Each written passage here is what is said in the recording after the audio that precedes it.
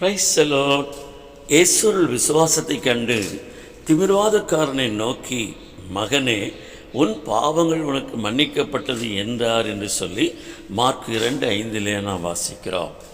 4 பேர் விசுவாசத்தோடு கூட ஒரு திமிர்வாதக்காரனை இயேசு சுகமாக்க வேண்டும் என்று சுமந்து கொண்டு போகிறார்கள். இயேசுவை நெருங்கக்கூடாதபடிக்கு திரளான கூட்டம் இருந்தபடியினாலே அவர் தங்கியிருந்த வீட்டின் மேற்கூரையை பிரித்து அப்படி சமூகத்தில் அவருக்கு முன்பாக அவனை இறக்கினார்கள்.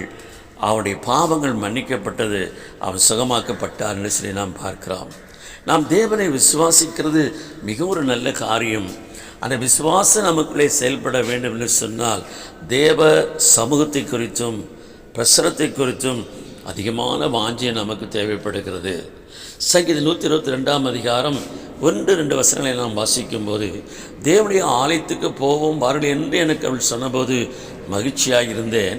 எருசலேமின் வாசல்களில் என் கால்கள் நிற்கலாயிற்று என்று சொல்லி தன் வாஞ்சையை தாவீது வெளிப்படுத்தியிருக்கிறதை நாம் அங்கு வாசிக்க முடிகிறது.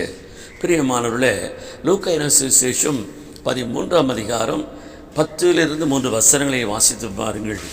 அங்கு 18 வருஷமாய் எவ்வளவு பேரும் நிமிரக்கூடாத ஒரு கூனி ஆண்டவராக இயேசு பிரசங்கித்துக் கொண்டிருந்த தேவாலயத்தில் அமர்ந்திருந்தபடியினாலே அவளை அழைத்து ஆண்டவர் அவளை நிமிர செய்தார் என்று சொல்லி நாம் பார்க்கிறோம்.